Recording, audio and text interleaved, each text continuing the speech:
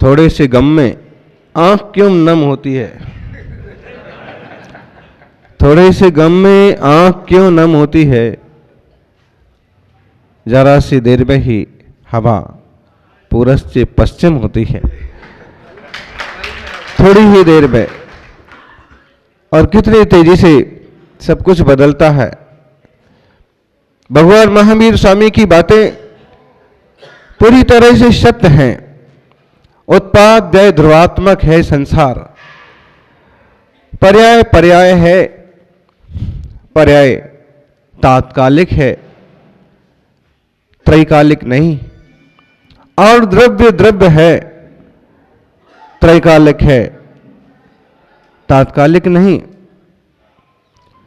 पर्याय का काम है बदलना,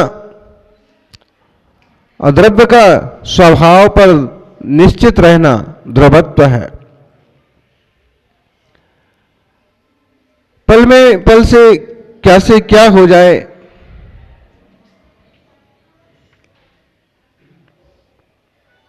जो हेलीकॉप्टर अभी आकाश में उड़ा है वापस जमीन पर आएगा, उसकी कोई गारंटी नहीं है। जो गाड़ी हाईवे पर निकली है, सड़क पर गई है, घर तक वापस आएगी, उसकी कोई गारंटी नहीं है। और जिसमें इस मशीनी जमाने में तो आपके जेब में रखा हुआ मोबाइल कब फट जाए और कब घायल कर दे, इसका भी कोई भरोसा नहीं है। मतलब ये समझ लीजिए कि अध्रुवता और अस्थिरता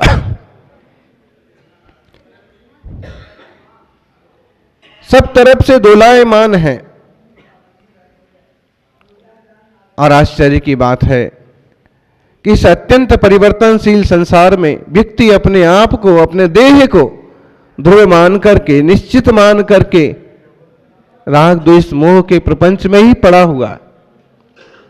उसके आगे का सोचता नहीं है, जबकि ये सोचना चाहिए कि पल में पल से क्या हो जाए पता नहीं तकदीर का। इसलिए धर्म ध्यानमय जीवन होना चाहिए। कैसे अनायास सब कुछ होता है, एक कल की घटना से आप देख लीजिए।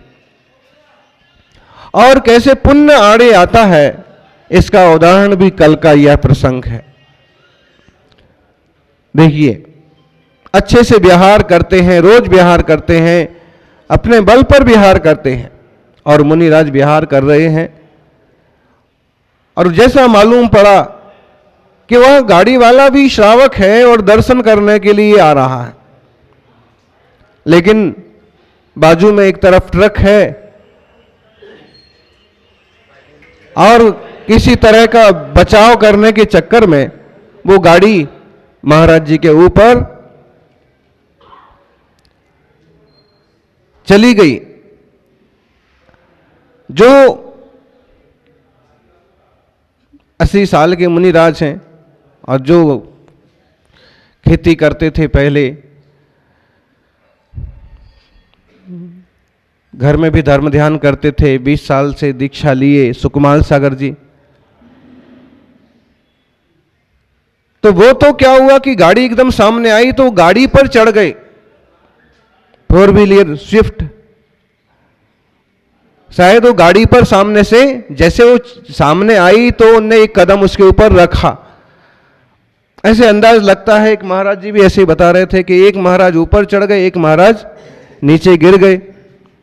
तो ये सुकुमाल सागर जी पावरफुल है,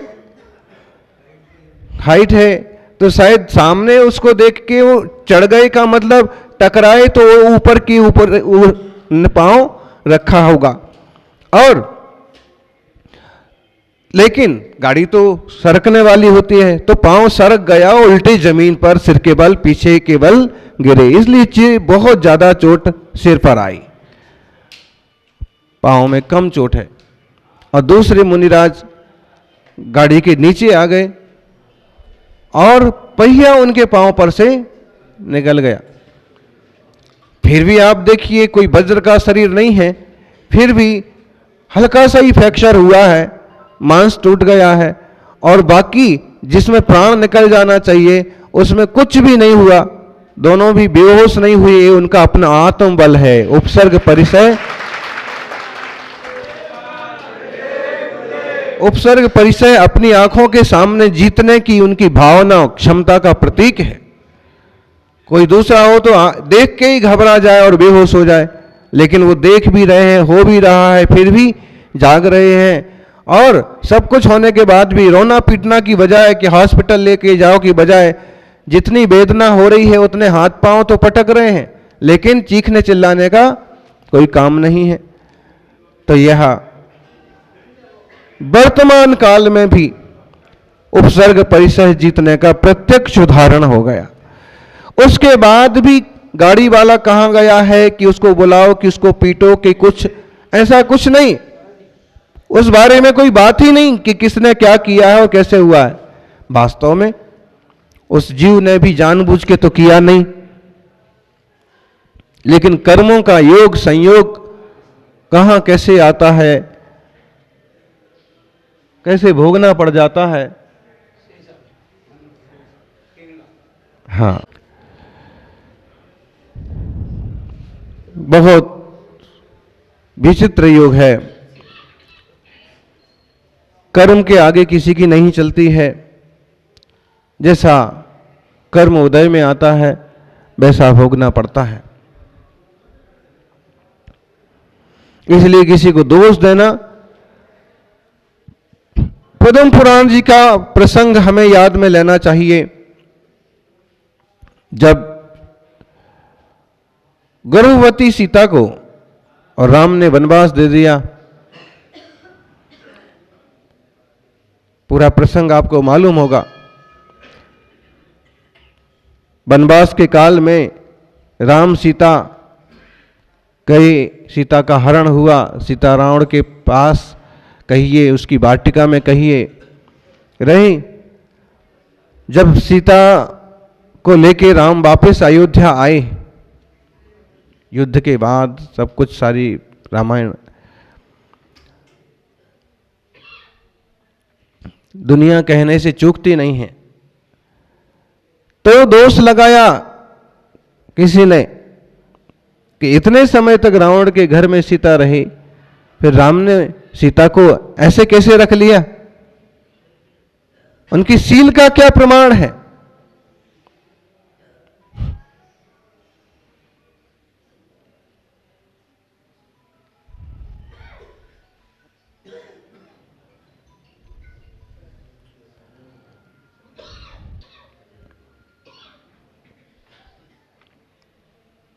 उस अववाह के कारण से उन्होंने उनका वनवास करा दिया। किसी धोबी ने कह दिया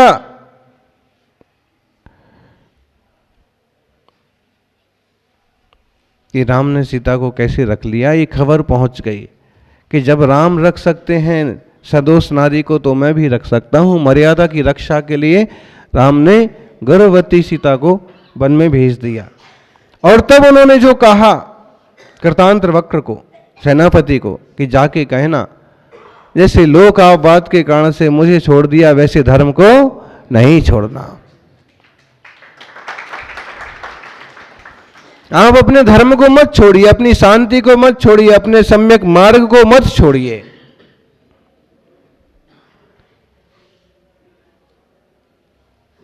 और जब ये सारी बात सामने आई तो उन्होंने यही कहा कि इसमें राम का कोई दोष नहीं है, इसमें मेरे कर्मों का दोष है। कुछ ऐसा किया होगा, सीता ने यही कहा कि कुछ ऐसा किया होगा, कुछ ऐसा हुआ होगा कि मुझे ऐसा देखना पड़ रहा है, मुझे ऐसा भोगना पड़ रहा। राम को भी जब वन भेजा तो उन्होंने भी कैकेयी को कोई दोष नहीं दिया। पिता की आज्ञा है, ऐसा ही योग संयोग होगा। तीर्थंकरों पर उपसर्ग आए, मुनिराजों पर उपसर्ग आए, उन्होंने किसी और को दोष नहीं दिया, अपितु अपनी साधना में, अपनी शांतता में, अपनी निर्मलता में इतने लीन हो गए कि पापों का, कर्मों का नाश करके सिद्ध हो गए, शुद्ध हो गए, भव के पार हो गए। जीव संसार में अनादिकाल से है और सबने तरह तरह के आश्रय बंध कर रखे हैं, कर्म कर रखे हैं। सब अपने अपने कर्मों का फल भोगते हैं। अच्छे कर्म किए हैं, आज इंसान हैं। वीतराग जिन धर्म में है, खोटे कर्म किए हैं, इंसान होने के बाद भी पाप प्रवृत्ति करते हैं। अच्छे कर्म करेंगे अच्छी गति मिलेगी, खोटे कर्म करेंगे खोटी गति हो जाएगी। इंसानों में भी तो कितने तरह के इंसान है, कोई बहुत सुखी है और कोई बहुत दुखी है, बहुत अमीर है, कोई बहुत गरीब है, कोई बहुत सम्मान पाता है, कोई अपमान पाता है। और ये जानवर भी कहां से आते हैं? इंसानों में से ही तो खोटे कर्म करने वाले जानवर बन जाते हैं। सौभाग्यशाली हैं, 84 लाख योनियों में 4 गतियों में हमें मनुष्य गति हासिल हुई है। और आज इस पड़ाव पर, इस मोड़ पर हम हैं कि हम सम्यक ज्ञान, वेद विज्ञान, तत्वबोध के बल पर अपनी आत्मा को विशुद्ध करने का, शुद्ध करने का, निर्मल करने का पुरुषार्थ कर सकते हैं। वासना और पापों के झंझट से बचकर के आत्मशुद्धि के मार्ग पर बढ़ सकते हैं। और दिगंबर मुनि तो जीते जागते महाव्रतों के मूर्त रूप हैं, दया करुणा का चलता फिरता स्वरूप हैं। और उनकी इस मुद्रा से जन जन प्रेरित होता है कि पाप प्रवृत्तियों से बचें, परिग्रह वृत्ति से बचें। और मेरा कुछ नहीं है, कुछ पाने के लिए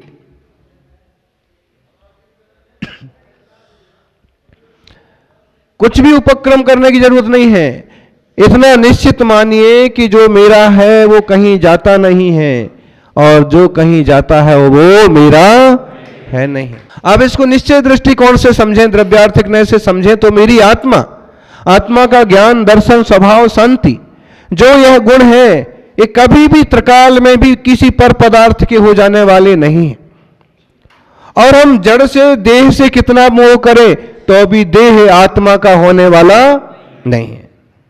ऐसे व्यवहार से समझिए कि आपके भाग्य में जो ग्राहक लिखा है, जो व्यापार लिखा है, वो कोई छीन नहीं सकता। और आपके भाग्य में नहीं लिखा है तो आया हुआ भी चला जाता है। इसलिए पुरुषार्थ की जगह पुरुषार्थ करें, आत्मशुद्धि का पुरुषार्थ। और कभी विपरीत परिस्थितियां सामने आ जाती हैं तो हमें भाग्यवादी बन जाना चाहिए कि कोई बात नहीं, ऐसा ही योग संयोग था, ऐसा ही भाग्य में होना था, हो गया। इस पर ज्यादा रिएक्शन करने की जरूरत नहीं है। एक्शन और रिएक्शन बात को बढ़ाते ही हैं। हम तो सिर्फ इतना करें कि आगे ऐसी घटना ना बन पाए, सावधानी रखें, विवेक रखें, और सब कुछ ध्यान रखते रखते होनहार तो होके रहती है। राज तिलक की मंगल वेला और वनवास जाने की बेला भी बन जाती है। महावीर प्रभु जैसे तीर्थंकरों पर भी उपसर्ग आ जाया करते हैं। और क्या दोष दें किसी के लिए? पीपलखुंट से बिहार हुआ था और उस समय तो ढेर सारे पुलिस और लंदन से एक बीबीसी की टीम आई थी, पूरी 12-15 उनके पूरे सदस्य सब, और 500,000 श्रावक सब सड़क से ही जा रहे थे। मधुमक्खियों का उपसर्ग हुआ था, हजारों मधुमक्खियों ने साधुओं को घायल कर दिया। लेकिन साधु साधु होता है, और वहीं ध्यान में बैठ गए, ना किसी मधुमक्खी को मारा और ना किसी व्यक्ति को दोष दिया। ये सहनशीलता का, साधुता का ही मार्ग है। कई लोग, कई साधु नामधारी लोग कहते ना कि मौका आने पर माला छोड़ के भाला भी उठा सकते हैं। ये साधु का काम नहीं है। अभी सलूमबर में एक सर्वधर्म सभा हुई तो हमने यही कहा कि माला छोड़ करके भाला उठाने की जरूरत नहीं है। माला ही इतने ढंग से फेरो कि जिस किसी को आशीर्वाद दो वही देश की रक्षा करने के लिए, समाज की रक्षा करने के लिए समर्थ हो जाए। तुम्हें खुद करने की क्या जरूरत पड़ी है? तुम अपनी साधना कर लो,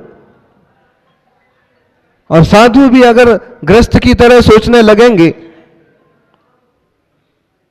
गृहस्थ की तरह काम करने लगेंगे, तो साधु किस बात के। तो ये देखिए आपके सामने ऐसा प्रसंग बना, नहीं बनना चाहिए लेकिन बना, कि इतना सब कुछ होने के बाद भी धैर्य और शांति से मुकाबला किया। हॉस्पिटल जाने का भी कोई काम नहीं है। दिगंबर मुनि हॉस्पिटल नहीं जाते हैं, समाधि मरण करेंगे लेकिन अस्पताल में नहीं घुसेंगे। हाँ, कोई भक्त हो, डॉक्टर हो और आकर के कुछ उपचार करे, वो भी बाहर से, तो करे। सरकारी दवाएं भी नहीं खाना है, बाजार की मेडिकल की दवाएं भी नहीं खाना है। लकड़ी पत्ते वाली जो देसी आयुर्वेद की औषधियां हैं, शुद्ध मिले तो वो भी 24 घंटे में एक बार, जब खड़े होके आहार पानी लेते हैं तब। बैठ के आहार पानी भी नहीं करना है। जब बीमार हो गए हैं तो लेट करके उनको 2-4 बार खिलाओ पिलाओ। उनका महाराज जी अस्वस्थ है तो कल से अभी तक कुछ लिया नहीं है, अब लेंगे, खड़े होके लेंगे, हाथ की अंजुली में लेंगे, और जितना लिया जाएगा तो लेंगे, नहीं लिया जाएगा तो बैठेंगे, उपवास करेंगे, तप करेंगे। इसलिए कहते हैं कि दिगंबर जैन मुनियों का मार्ग सूरों का मार्ग है, कायरों का मार्ग नहीं है।